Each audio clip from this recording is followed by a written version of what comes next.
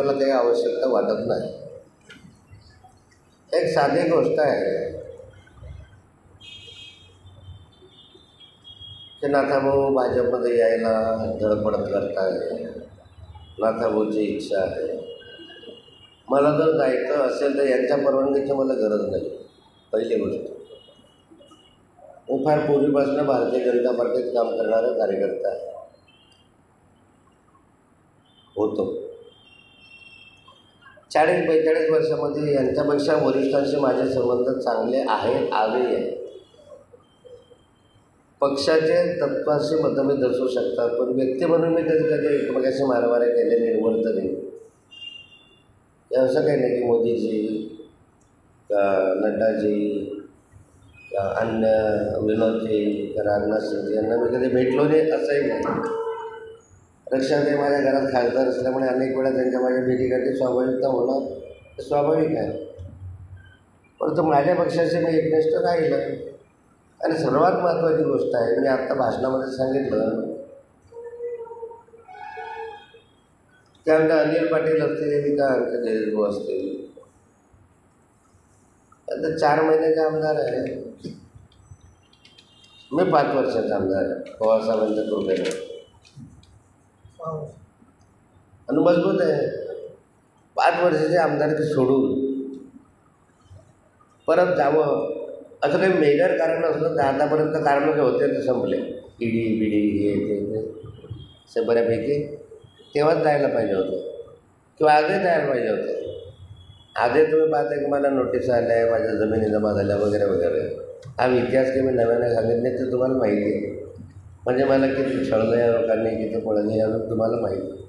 अशा कार्यकर्ते तर मी रवींद्र वायकरांसारखं जायला काही अडचण नव्हती. मला कोणी म्हटलंही नसतं. यांनाही म्हटलं असतं मी काय करत नाही. मला जर एवढं घेरला आहे तर मी काय करू. माझी मनापासून इच्छा नाही आहे. आणि जेव्हा माझी इच्छा होईल तर मी पवारसाहेबांना कळलं होणारच नाही. त्यांच्या संमतीनं नाही. पण 5 वर्ष आमदारकी सोडून काय मूर्ख आहे का? इच्छाच होणार. रक्षाताईच्या माध्यमातून निरोप पाठवले जात आहेत. तुम्ही भाषणामध्ये पण बोलला रक्षाताईच्या माध्यमातून निरोप पाठवले जातात. एक स्वाभाविकता असतं. रक्षाताईने मला तर कधी भाजपमध्ये असं सांगितलं नाही, कधीच. कुणी काढला तो ते मला माहिती नाही. पण रक्षाताईने मला या आवाहन करावं इतपत रक्षाताई पण अजून मोठी झाली नाही. एक मी सांगतो ना, माझे सरळ संबंध बोलणं चालणं हे ते नड्डाजींशी आहे. हे मी कधी लपवून ठेवलं नाही. पवारसाहेबांनी माहिती आहे. सर्वांना दिल्लीत गेल्यानंतर सेंट्रल हॉलमध्ये बसल्यानंतर कोण मला भेटतं त्यावेळेस माझ्याबरोबर सुप्रियाताई बसलेल्या असतात, त्यावेळेस रक्षाताई बसलेल्या असतात, त्यावेळेस आमच्या भाजपचे सगळे नेते मंडळी मला भेटतात किंवा मी त्यांना भेटायला जातो. म्हणून व्यक्तिगत संबंध मी सोडलेले नाही आहे. का सोडावं, का सोडावं. पण मला एवढं समजतं की माननीय शरद पवार साहेबांनी मला 6 वर्षासाठी आमदारकी अशा कालखंडात मिळून दिली त्यावेळेस मी अंधारात होतो. आणि ते सोडण्याचं काही एखादं प्रमुख कारण असं नाही आहे. आणि मी कोणतीही गोष्ट पवारसाहेबांच्या सल्ल्याशिवाय आजपर्यंत तरी केलेली नाही. अजूनही आता तसा काही विषय माझ्या डोक्यामध्ये आत्ता तरी नाही, या क्षणाला नाही.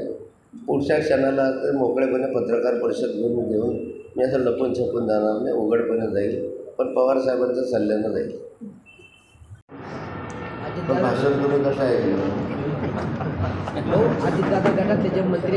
माझं हे स्पष्ट मत आहे की माननीय अजितदादा पवारांना जे सन्मानाची वागणूक शरद पवार साहेबांच्या जोडीला होती तो सन्मान त्यांनी हरवला. आज अशी स्थिती आहे की माननीय अजितदादांकडे 50 आमदार आहेत, 50च्या वर आमदार आहेत सपोर्ट करायला. आणि त्यांना 3 जागावर समाधान मानावं लागतं. 50 आमदार, उपमुख्यमंत्री राज्याचे आणि बायकोसहित 3 तिकीट. मला वाटतं की हे चित्र काही बरोबर नाही. अर्थात हा त्यांचा विषय, त्यांच्या सन्मानाचा विषय.